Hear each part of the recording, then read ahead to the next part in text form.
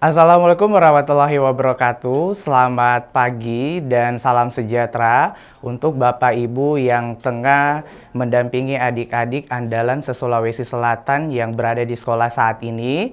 Semoga selalu dalam keadaan yang sehat. Dan tak lupa juga kami menyapa buat adik-adik andalan se-Sulawesi Selatan. Gimana kabarnya pagi hari ini? Semua sehat? Oke, jadi kakak harap adik-adik semua dalam keadaan yang sehat ya. Dan tetap semangat untuk belajar karena kakak selalu manifesting bahwa adik-adik ini adalah calon-calon penghuni perguruan tinggi favorit se-Indonesia. So, you have to be excited about this time again. Karena hari ini kita akan kembali belajar lewat program andalan kita, The One and Only Smart School, Generasi Smart, Berkarakter, Cerdas Ki.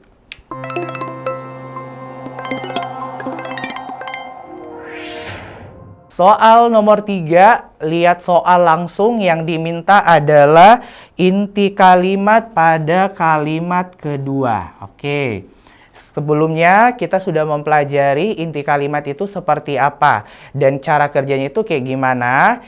Seperti yang kita bahas sebelumnya, kalau di soal dia minta inti kalimat, berarti adik-adik harus menentukan clue-nya apa? Nah, clue-nya itu adalah Sinti Pinti. Jadi Sinti Pinti. Nah, Sinti Pinti itu apakah? Nah, jadi Sinti Pinti berarti adik-adik harus tentukan dari segi subjek inti.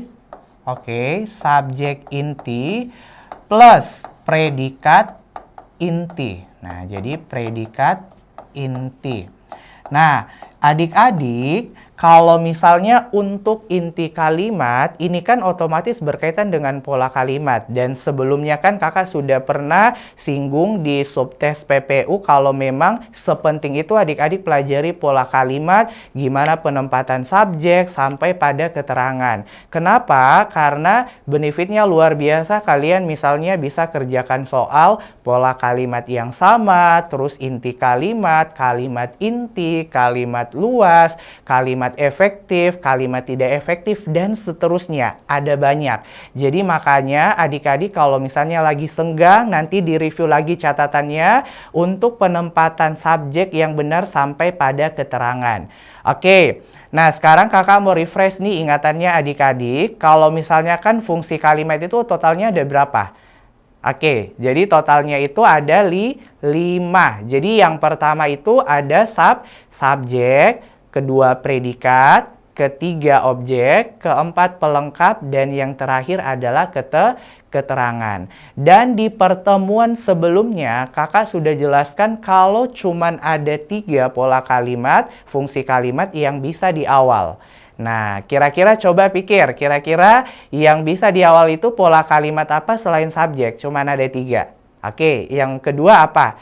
Oke, keterangan, dan terakhir ada predikat. Jadi, objek dan pelengkap itu tidak mungkin ada di awal kalimat. Oke, nah berarti otomatis kan kita harus tahu dulu dan menentukan di kalimat 2 itu apa subjeknya, predikatnya apa.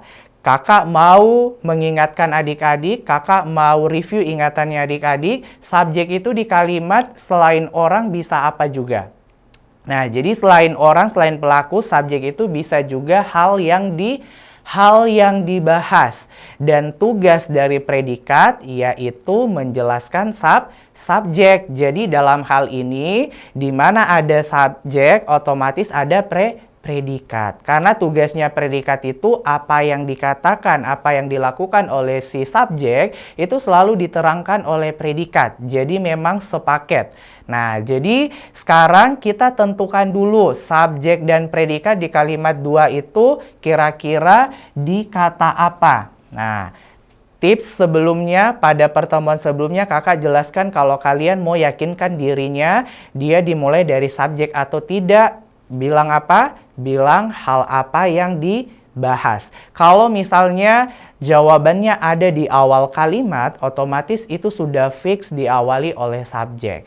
Kalau kita lihat nomor 2, ini kan dia tidak masuk ke pelaku ya. Tapi kan kakak bilang kalau misalnya mau yakinkan dirinya, kalimat itu dimulai dari subjek, bilang saja hal apa yang dibahas. Sekali lagi, kalau ada jawabannya di awal, berarti dia dimulai dari subjek. Fokus di kalimat kedua. Nah, kalau kakak bilang hal apa yang dibahas, ada ndak jawabannya di kalimat kedua? Ada ya. Hal yang dibahas itu adalah pembangunan infrastruktur. Berarti dalam hal ini itu subjeknya sampai infrastruktur. Dan seperti yang kakak bilang, di mana ada subjek ada predikat. Dan predikat itu kan otomatis kata kerja ya, kebanyakan. Jadi otomatis kita lihat dulu. Di sini ada ndak kata kerja? Ada. Dia pakai kata meningkatkan, dia pakai imbuhan awalan me dan akhiran kan. Berarti kan kalau awalan me, akhiran kan yang digunakan berarti otomatis dia itu adalah kata kerja. Nah, jadi bisa disimpulkan kalau predikatnya itu adalah dapat meningkatkan. Berarti dalam hal ini subjeknya itu adalah pembangunan infrastruktur, terus dapat meningkatkan itu adalah predikat. Adik-adik, kalau misalnya inti kalimat, fokus saja dulu di subjek dan predikatnya. Siapa tahu dengan kita menentukan fungsi tersebut, kita sudah dapatkan jawabannya. Nah, sekarang kakak mau tanya nih, kan di subjek itu ada 2 kata ya, pembangunan infrastruktur. Berarti dalam hal ini kita harus lihat dulu. Di sini dia intinya di kata apa. Tapi rekomennya kakak kalau kalian sudah sangat familiar mengenai fungsi kalimat, sarannya kakak langsung tentukan predikatnya. Dan intinya apa? Kenapa? Karena kalau kalian sudah tentukan predikatnya apa, misalnya, oh predikatnya kak di kata menjadi, berarti langsung lihat saja dari A sampai error yang mana kata menjadi itu fungsinya predikat, biasanya sepersekian detik kalian bisa dapat jawabannya. Oke, jadi kita tes ya. Kan kita sudah dapat predikatnya dapat meningkatkan. Pertanyaannya kakak, yang mana yang inti? Dapat atau meningkatkan? Nah, jadi otomatis meningkatkan. Karena sudah dapat predikat intinya meningkatkan, langsung fokus di A sampai error, yang mana katanya itu meningkatkan fungsinya predikat. Otomatis di opsi error. Nah, jadi ini fungsi predikat. Dan kalau kita mau lihat subjeknya apakah benar pembangunan, kita tes. Nah, di sini subjeknya pembangunan infrastruktur. Hal apa yang dibahas? Yang dibahas adalah pembangunan. Berarti ini yang inti, dan penjelasnya itu adalah kalau pembangunannya itu adalah pembangunan infrastruktur. Berarti otomatis kita sudah dapat jawabannya. Jadi jawabannya bagian error. Nah, jadi kayak gitu ya adik-adik. Ingat kalau inti kalimat inti pinti, subjek inti, predikat inti, tapi rekomennya kakak lihat dulu di predikat kalau sudah mahir mengenai penentuan pola kalimat dalam sebuah kalimat itu sendiri. Jadi nomor 3 jelas ya jawabannya bagian error. Oke, aman? Jadi sekian saja untuk hari ini. Saya atas nama Andrean Junsreil pamit undur diri. Sampai jumpa di pertemuan selanjutnya.